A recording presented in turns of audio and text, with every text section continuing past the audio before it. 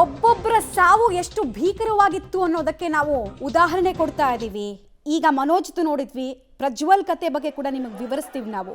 ಮೃತ ಪ್ರಜ್ವಲ್ನ ಕೊನೆಯ ದೃಶ್ಯ ಕೂಡ ಸರಿಯಾಗಿದೆ ಮೊಬೈಲ್ನಲ್ಲಿ. ತಳ್ಳಾಟ ನೂಕಾಟದಲ್ಲಿ ಕೆಳಗೆ ಬಿದ್ದಿರ್ತಾನೆ ಪ್ರಜ್ವಲ್ ಬಿದ್ದು ಒದ್ದಾಡ್ತಾ ಇದ್ರು ಕೂಡ ಯುವಕರು ಯಾರು ಮೇಲಕ್ಕೆತ್ತಲ್ಲ, ಬದಲಾಗಿ ಆತನ ಮೇಲೆ ಹತ್ಕೊಂಡು ಹೋಗ್ತಾನೆ. ಒಬ್ಬ RCB ಟಿ ಶರ್ಟ್ ಹಾಕಿರೋ ವ್ಯಕ್ತಿ ನೋಡಿ, ಕೆಳಗೊಬ್ಬ ವ್ಯಕ್ತಿ ಬಿದ್ದಿದ್ದಾನೆ, ಅವ್ನು ಕೈ ಸನ್ನೆ ಮಾಡ್ತಿದ್ದಾನೆ. ಬಿಕಾಸ್ ಅವ್ನಿಗೆ ಉಸಿರಾಡಕ್ಕೆ ಆಗ್ತಿಲ್ಲ, ಕಿರ್ಚ್ಕೊಳಕ್ ಆಗ್ತಿಲ್ಲ, ಅವ್ರ ಮೇಲೆ ಹತ್ಕೊಂಡು ಹೋಗ್ತಾರೆ ಮುಂದಕ್ಕೆ.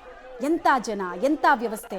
ತಂದೆ ತಾಯಿ ದುಃಖನ ಯಾರೂ ಬಂದು ಸರಿ ಮಾಡೋಕ್ಕಾಗಲ್ಲ. ಏನೋ ಬದುಕಿದೀವಿ ಅಷ್ಟೇ. ಫ್ರೀ ಬಿಟ್ರು ಅಂತ ಹೇಳಿ ಮಕ್ಳಿಗೂ ಒಂದು ವಿವೇಕ ಇಲ್ವಾ? ಅಲ್ಲಿ ಯಾರೋ ಬಿದ್ದಿದ್ದಾರೆ ಅಂದ್ರೆ ಅಟ್ಲೀಸ್ಟ್ ಲಿಫ್ಟ್ ಮಾಡಬೇಕು. ನನ್ನ ಮಗನೇ ಬಿದ್ದು ಕೈ ಹಿಂಗೆ ಎತ್ತಿದಾನ, ಕೈ ಕಾಣ್ತಾ ಇದೆ ನನಗೆ, ಅದ್ರ ಮೇಲೇನೆ ತುಳ್ಕೊಂಡು ಒಂದು ಹುಡುಗ ಹೋಗ್ತಾ ಇದ್ದಾನೆ. ನನಗೆ ಎಷ್ಟು ನೋವಾಗತ್ತೆ ಸರ್. ಹೋಗಿರೋ ಜೀವ ಬರಲ್ಲ, ಅವರನ್ನ ಸಸ್ಪೆಂಡ್ ಮಾಡಿ ಅವ್ರ ಫ್ಯಾಮಿಲಿಗೆ ಯಾಕೆ ನೋವು ಕೊಡ್ತೀರಾ? ತಂದೆ ತಾಯಿ ದುಃಖನ ಯಾರೂ ಬಂದು ಸರಿ ಮಾಡೋಕ್ಕಾಗಲ್ಲ. ಏನೋ ಬದುಕಿದೀವಿ ಅಷ್ಟೇ. ಫ್ರೀ ಬಿಟ್ರು ಅಂತ ಹೇಳಿ ಮಕ್ಳಿಗೂ ಒಂದು ವಿವೇಕ ಇಲ್ವಾ? ಅಲ್ಲಿ ಯಾರೋ ಬಿದ್ದಿದ್ದಾರೆ ಅಂದ್ರೆ ಅಟ್ಲೀಸ್ಟ್ ಡೀಟೇಲ್ಸ್ ಕೊಡ್ತಾರೆ ಪ್ರಕಾಶ್.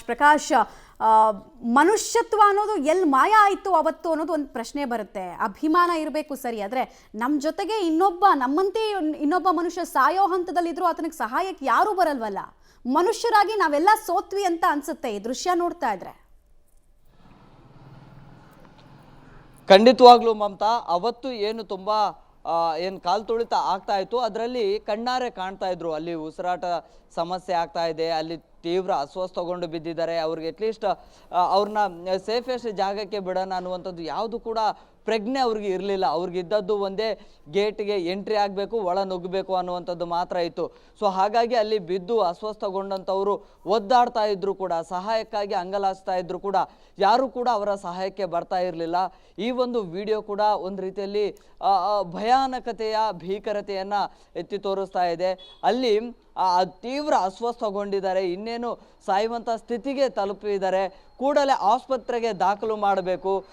ಅಂಥ ಸಂದರ್ಭದಲ್ಲಿ ಕಂಡ ವೆಹಿಕಲ್ಸ್ಗಳನ್ನು ಅಡ್ಡ ಹಾಕಿ ಹಾಸ್ಪಿಟಲ್ಗೆ ಶಿಫ್ಟ್ ಮಾಡಬೇಕು, ವೇಟ್ ಮಾಡಿ ನಿಲ್ಲಿಸಿ ಅಂತ ಹೇಳಿದ್ರು ಕೂಡ ನಿಲ್ಲಿಸೋದಿಲ್ಲ. ಅಲ್ಲಿದ್ದಂಥವ್ರು ಕೂಡ ದಾರಿಯನ್ನು ಕೂಡ ಬಿಡೋದಲ್ಲ. ಅಂದರೆ ಒಂದು ಮೇನ್ ರೋಡ್ಗೆ ಕರ್ಕೊಂಡು ಬರಲಿಕ್ಕೆ ದಾರಿ ಬಿಡಿ ಅಂತ ಹೇಳಿ ಅಂಗಲಾಚಿದ್ರು ಕೂಡ ಯಾರು ಕೂಡ ರಸ್ತೆನ ಬಿಡೋದಿಲ್ಲ.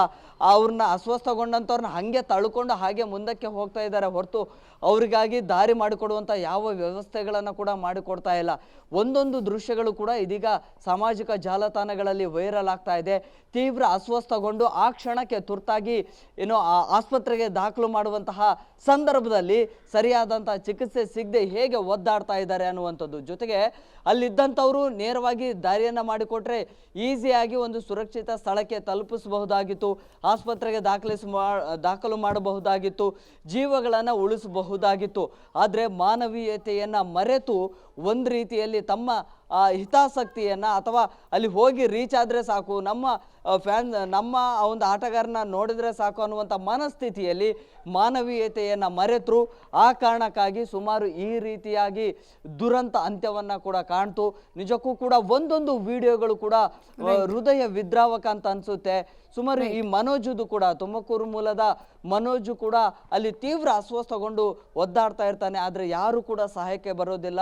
ಸೊ ಒಂದೊಮ್ಮೆ ಏನಾದರೂ ಸಹಾಯಕ್ಕೆ ಬಂದಿದ್ರೆ ಆ ಜೀವವನ್ನು ಕೂಡ ಉಳಿಸಬಹುದಾಗಿತ್ತು. ಆದರೆ ಅಭಿಮಾನಿಗಳು, ಆದರೆ ಅಲ್ಲಿದ್ದಂಥವರು ಮಾನವೀಯತೆಯನ್ನೇ ಮರೆತರು ಅನ್ನುವಂಥದ್ದು ಸ್ಪಷ್ಟವಾಗಿ ಈ ವಿಡಿಯೋದಲ್ಲಿ ಗೊತ್ತಾಗುತ್ತೆ. ಮಮತಾ, ನನಗೆ ಪ್ರಕಾಶ್ ತಮ್ಮ ಮಾಹಿತಿಗಾಗಿ ನಾನು ಬೆಳಗ್ಗೆನೂ ಹೇಳ್ತಾ ಇದ್ದೆ, ಕಾಲ್ ತುಳಿತದಿಂದ ಸಾಯುವ ಏಕೈಕ ಜೀವಿ ಯಾರು ಕೇಳಿದ್ರೆ ನೀವು ಪ್ರಪಂಚದಲ್ಲಿ ಮನುಷ್ಯ ಮಾತ್ರ. ಅದು ನಮ್ಮಲ್ಲಿ ಅಷ್ಟೊಂದು ವಿವೇಕ ಶೂನ್ಯ ಇರುತ್ತಾ ಅನ್ನೋದು ಒಂದು ಪ್ರಶ್ನೆ.